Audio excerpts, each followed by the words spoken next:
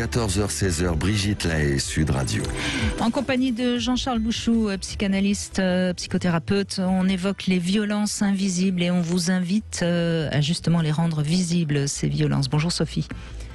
Bonjour Brigitte, bonjour Jean-Charles Bouchou. Bonjour Sophie. Alors vous avez connu ça quelques années, c'est ça ? Alors moi j'ai connu ça en couple et j'ai connu ça dans ma famille et alors après j'ai connu ça avec un chef de service aussi, donc effectivement ça touche tous les domaines. Et c'est, j'ai trouvé moi dans mon histoire personnelle que ça m'avait fait plus de mal que finalement une violence qui serait d'un acte aussi dur soit-il. Parce que ça creuse, en fait, ça ronge de l'intérieur au fur et à mesure. Et c'est quelque chose qu'on a du mal justement à détecter, parce que c'est à la fois violent et en même temps, on pourrait se dire, bon, on arriverait toujours à trouver plus ou moins une excuse. Ouais. Voilà, c'est pas si grave, on arriverait à trouver une excuse, un contexte. Vous voyez, c'est quelque chose qui s'approche de quelque chose qui pourrait se faire. Et en même temps, on sent bien que ça devrait pas se faire. Et c'est souvent la répétition de tout ça qui fait qu'à un moment donné, ça nous met dans un état... Vous pourriez nous donner un exemple concret, n'importe que ce soit avec votre famille, votre conjoint ou au travail, comme vous préférez.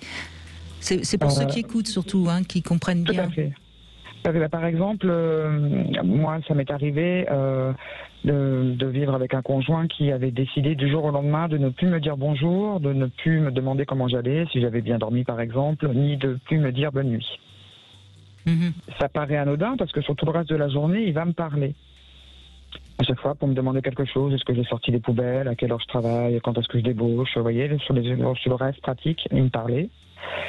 Et en fait, sur une semaine, comme ça, une bonne semaine, j'ai à un moment donné un proche qui me demande comment je vais. Et le fait qu'on me pose la question va me faire rappeler ô combien c'est quand même dégoûtant parce que lui, en fait, il ne me pose pas la question depuis une semaine. Et je me dis, c'est quand même fort de café. Ça paraît anodin, mais des fois... je crois que votre exemple correspond bien aux violences invisibles. Oui, c'est parce que vous êtes pris dans un paradoxe. Et ça rejoint ce qu'on disait tout à l'heure. Vous me parliez de ghosting. Le ghosting, c'est assez terrible, mais en fin de compte, l'autre est parti. Malgré tout, je vais me soigner, quoi. Là, c'est je te quitte, mais je reste. C'est-à-dire, vous pouvez pas dire à l'autre quitte-moi parce qu'il vous a déjà quitté. Vous pouvez pas. Enfin, vous voyez ce que je veux dire. On est pris dans un paradoxe. Il est là, mais en même temps, il n'est pas là. Et vous attendez de lui qu'il vous pose des questions, qu'il vous demande quand vous allez, qu'il vous rassure. Et en fait, il est absent. C'est la paradoxalité qui fait du mal, plus que l'absence en soi. Oui, parce que il serait parti. Bon, vous commenceriez, comme disent les psys, votre travail de deuil. Exactement. Tandis que là, il est toujours là, donc vous êtes, voyez. Exactement, ça empêche le deuil, oui. C'est ça. Et je me souviens, une fois que je m'étais fait la remarque, du coup, avoir cherché à provoquer ça un peu pour comme s'il fallait que ce soit plus concret, plus réel, pour que je puisse me dire, mais quand même, waouh. Et donc, du coup, de poser les questions inverses. Comment toi tu as dormi? Comment tu vas? Je te souhaite une bonne nuit. Et d'attendre derrière. Et il ne se passait rien. Et c'est vrai que, par exemple, alors ça additionné à autre chose, vous voyez, à un moment donné, vraiment, ça use et ça ronge. Je peux prendre un autre exemple. Moi, j'avais ça, et puis en parallèle, j'avais aussi des claquements de porte. Ne pas savoir fermer une porte dans le silence correctement. Et donc la porte est systématiquement claquée. Vous le faites une fois, il y a un courant d'air, ça dépend s'il le fait volontairement ou pas, mais ça peut être en effet très agressif, même s'il ne le fait pas volontairement. Bien sûr, c'est la répétition.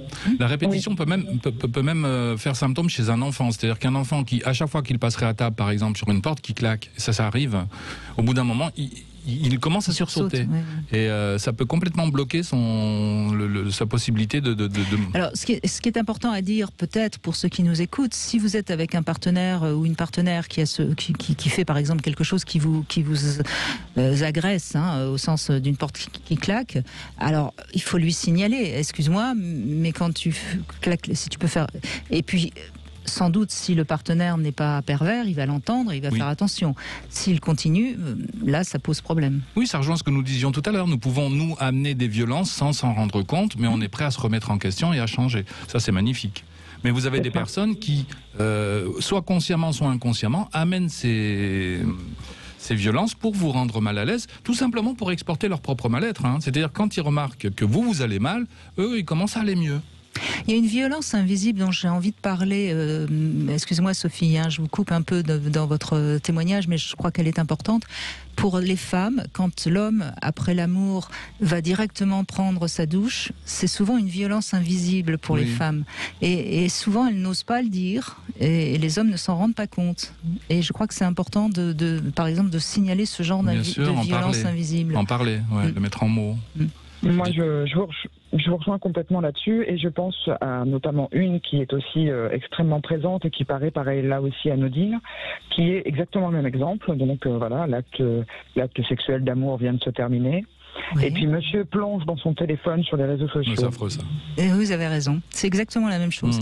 C'est-à-dire que tout d'un coup, vous n'êtes plus là. Et ça paraît anodin parce qu'on se dit, c'est normal, il est sur Facebook comme il a été sur Facebook dans la journée, comme moi-même. Je suis allé sur Facebook tout à l'heure à 18h.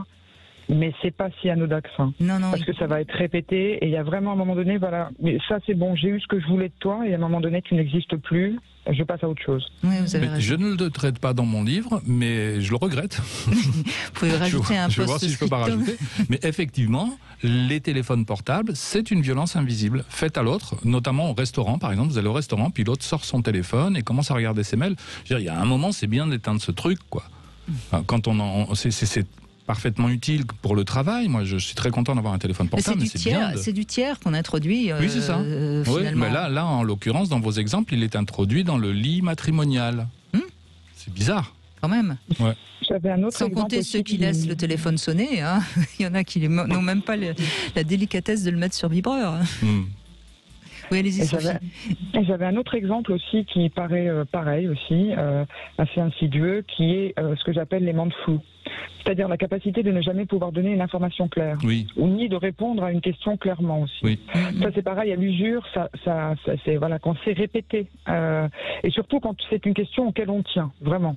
Là pour le coup c'est pareil, ça devient impactant, ça finit par on devient perturbé, on se pose des questions, on se dit est-ce que je l'ai mal formulé, est-ce que et moi j'en avais un qui avait l'art et la manière de faire ça. Donc je pose une question classique, voilà, ce soir pour l'enfant, est-ce que tu vas le chercher ou est-ce que c'est moi? Et soit vous avez un silence, soit vous avez une réponse complètement opposée, c'est bien que je commence à 14h. Oui. Donc ça vous oblige à reposer la question. Soit vous avez parce qu'il part en garderie. Oui, tu sais bien qu'il part en garderie, et donc du coup on dévie aussi. Et à chaque fois, en fait, c'est plein de cheminements qui font que, voilà, alors que la question, elle paraît simple. Mais j'avais des silences, j'avais ne pas répondre à côté, j'avais aussi le côté, le fait que je pose une question. Alors là, c'était l'enfer parce que j'avais posé une question. Ah mais tu vois pas que tu me déranges là? Excuse-moi, mais j'ai besoin de savoir comment on s'organise. Parce que là, moi, je suis occupée. Et ça part, et vous n'avez rien demandé à part juste une simple question qui paraît anodine, et là aussi c'est pareil, ça peut monter très vite. Et j'avais aussi, par exemple, si j'avais, je sais pas, on se balade, et puis à un moment donné, je veux pour avoir un geste affectif, en fait, lui prendre la main, pour qu'on se tienne la main quand on se balade. Et là c'est pareil, c'est une violence qui est invisible aussi, qui laisse quasiment pas de traces, et qui ne se remarque pas ni de l'extérieur, qui est qu'à ce moment-là, il va vous prendre la main, puis au fur et à mesure, il la serre, jusqu'à ce que ça vous fasse tellement mal que vous la lâchez. C'est intéressant ce besoin il faudrait que ça puisse se voir de l'extérieur. C'est l'absence du tiers. C'est-à-dire que vous avez besoin que quelqu'un puisse constater. Et ça rejoint un petit peu l'histoire du garçon que je disais tout à l'heure, qui avait une trace qu'une infirmière avait pu voir. C'est qu'un tiers vienne constater et dire effectivement ce que tu vis est anormal. Et tant que le tiers n'a pas posé la loi, on n'arrive pas à sortir de la situation. Et c'est là, pour nous congratuler, j'en profite, que des émissions radio comme celle que vous faites, ou les livres que nous écrivons, sont tellement important, c'est qu'à un moment donné, dans un livre, on voit écrit ouais, vous vivez ça, non, c'est pas normal.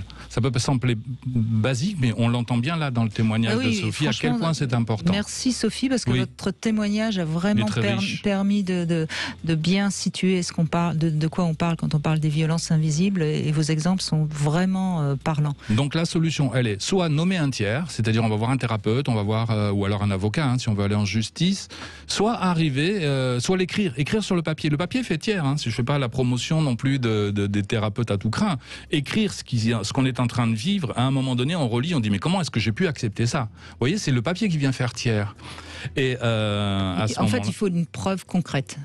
Ah oui, mais donner à soi-même. Oui, j'entends bien. Donner à soi-même. C'est un miroir. Un miroir qui vient dire non, ce que tu vis n'est pas normal. Merci beaucoup Sophie, en tout cas de votre témoignage.